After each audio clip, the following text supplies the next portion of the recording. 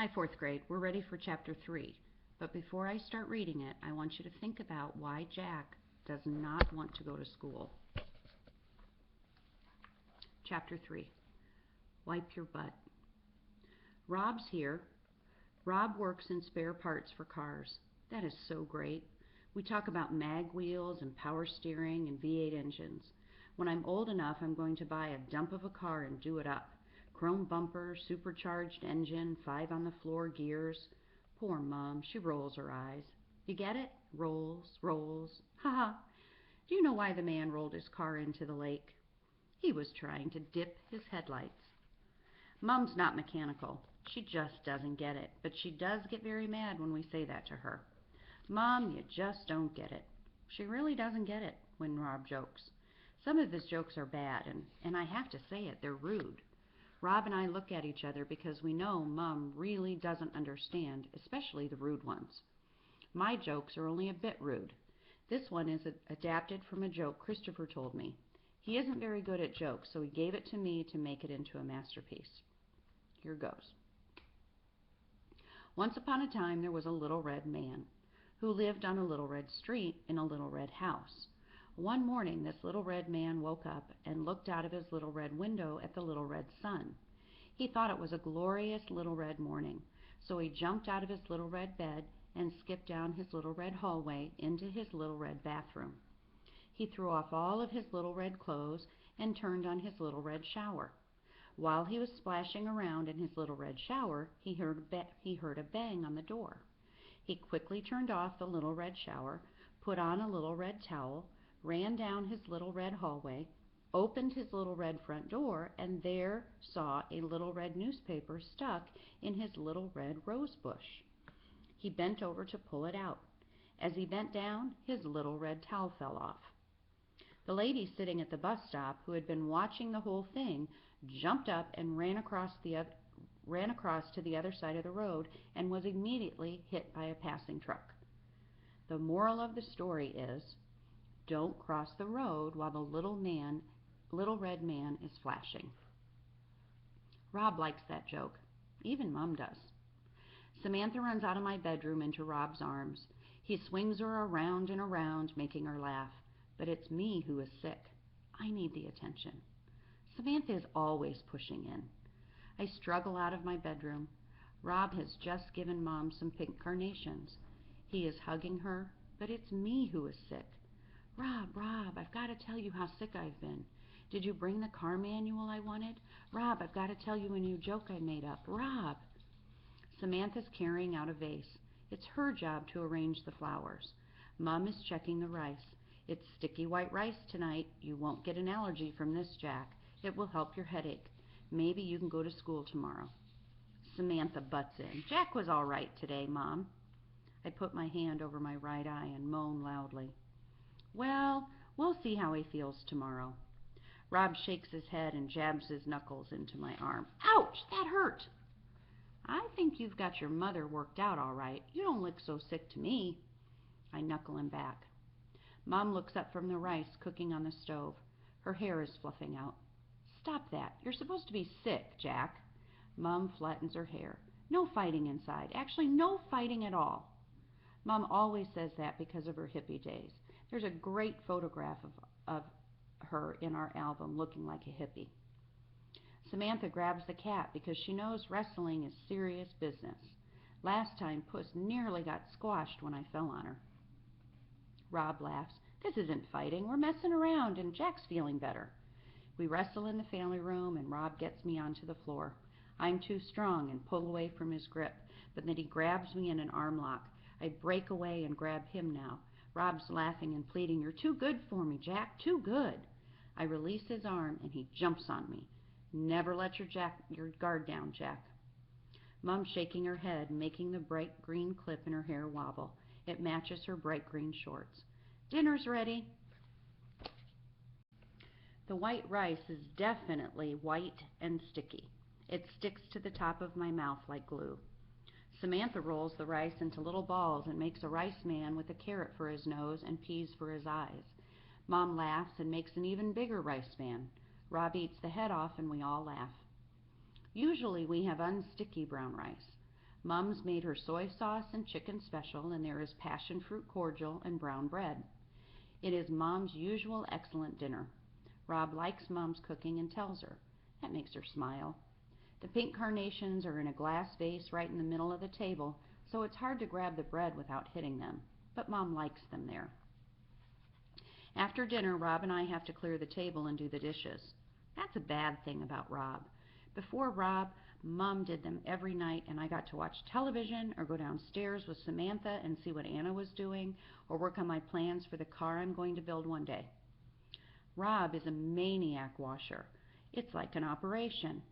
When Rob started coming over, he bought special implements for the dishwashing operation. A long-handled scrubbing brush, 3 new dishwashing sponges, a stainless steel pad, good quality detergent and cleanser. The water has to be so hot that it nearly burns your hands off. The dishes are scraped, then rinsed, then piled into categories. The cutlery is in one pile, the big dinner dishes in another, the pots into another, then the glasses, and then we're ready to go, the big wash. The dishes do look good after we have washed them, and the sink is very clean afterwards. I guess I don't mind helping, and it means Mom doesn't have to do it. Even though Rob makes me do the dishes, there are some okay things about him. Rob messes around, he wrestles, sometimes does a bit of rugby with me. Mom's not good at that sort of thing, but she does take a ball down to the back of the building and throws a few baskets with me. Mom got the board in the building to let her put up a basketball hoop. Anna and Samantha play basketball too sometimes. Rob is taking me to see a big rugby game next week, without Samantha, luckily. We're going early to get a good place on the hill. I've never been before. When he asked me, I felt funny. My friends, Christopher and Paul, go a lot with their dads. Their moms complain about it. I wanted Mom to complain, but she didn't. She was just so happy and said she'd drive us there and pick us up. Rob said no thanks, because this was between Rob and me. We have to do things there, like eat hot dogs with ketchup, talk about the game, stand up when a goal's kicked, shout and boo and cheer. We'll probably meet Christopher and Paul and their dads.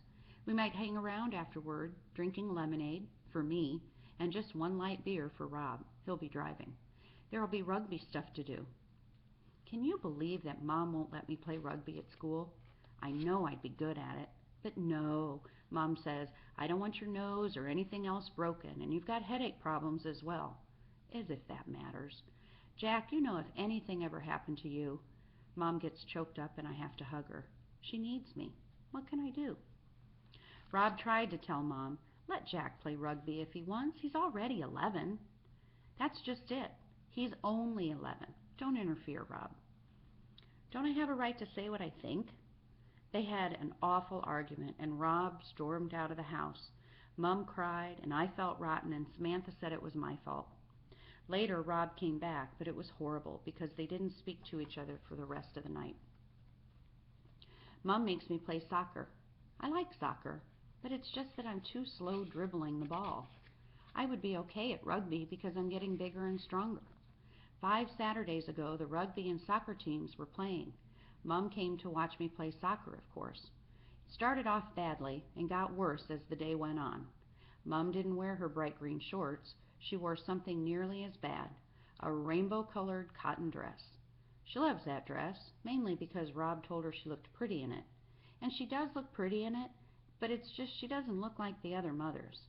And then she forgot her promise and called me darling in front of the whole rugby team. After the game, Mom spoke to the coach and gave him a long lecture about how good soccer is and how dangerous rugby is. I tried to stop her, but that's pretty impossible when Mom is on one of her causes. What was worse was that George Hamill was standing around and heard it all. George Hamill is a rugby player. He is a front forward, a big front forward with muscles that stick out of his chest like hamburgers. He's a real meathead. Joke, joke. Do you get it? Hamburger, meat? Seriously, he's one big guy. I avoid George Hamill ever since I beat him in the handball game. It was bad enough beating him, but I made this joke. It was a great joke, except George Hamill didn't like it much, and that's dangerous. George Hamill isn't like Anna. He's not the type to forgive you, even if you beg. I was pretty hyped up after beating him at handball. My team was cheering for me, and I called out to George Hamill right in front of his team, "Do you know how to improve your handball team?" I waited until everyone was listening, and then I put my huge foot into my mouth. "You should leave it." Everyone laughed. Luckily, the sports teacher was there because George Hamill would have made me one of his hamburgers. That was last year, but George Hamill never forgets. When Mom left to go to the car while I took off my soccer cleats, George Hamill started in on me. "Do you always do what your mummy says, Jack? She looks so weird. You're a weirdo." He was laughing. His mates were laughing with him, adding other stupid comments. "Yeah, Jack does what his weird mummy says, don't you?" Jack's scared of rugby, poor little thing. Might get hurt, mightn't you, Jackie?" I hated them calling Mum weird. I hated it. But George Hamill was snarling by then. Actually, he looked like a hyena leading a pack of hyenas.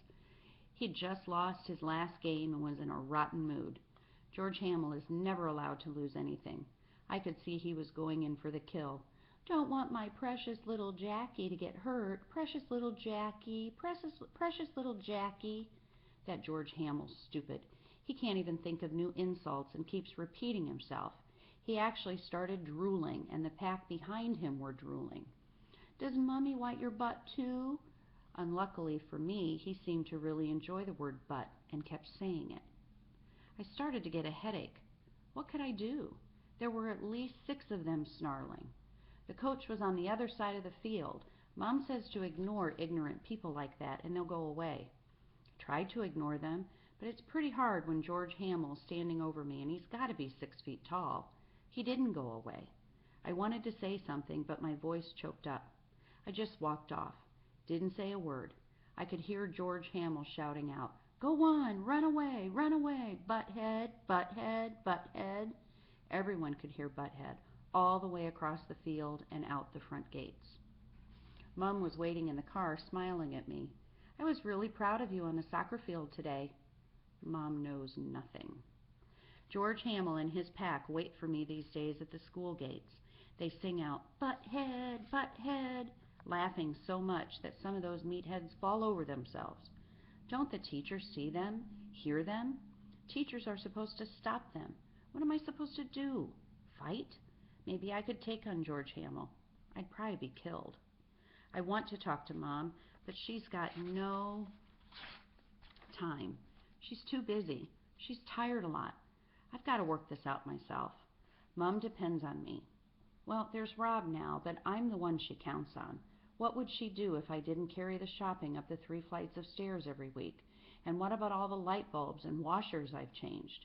Without me, we'd be living in the dark with a flood of water sloshing through the family room. I hate worrying her. She's been doing 2 shifts at work for the last 3 weeks. Mom says she wants to pay off as much of the mortgage as she can, and she'll have more time with us soon. When will that happen? Never. Never. Mom will just work, and the mortgage will never be paid off, and I'll be dead. George Hamill will kill me. Oh, my head hurts. Those lava burps inside really thump. I can feel my head bursting.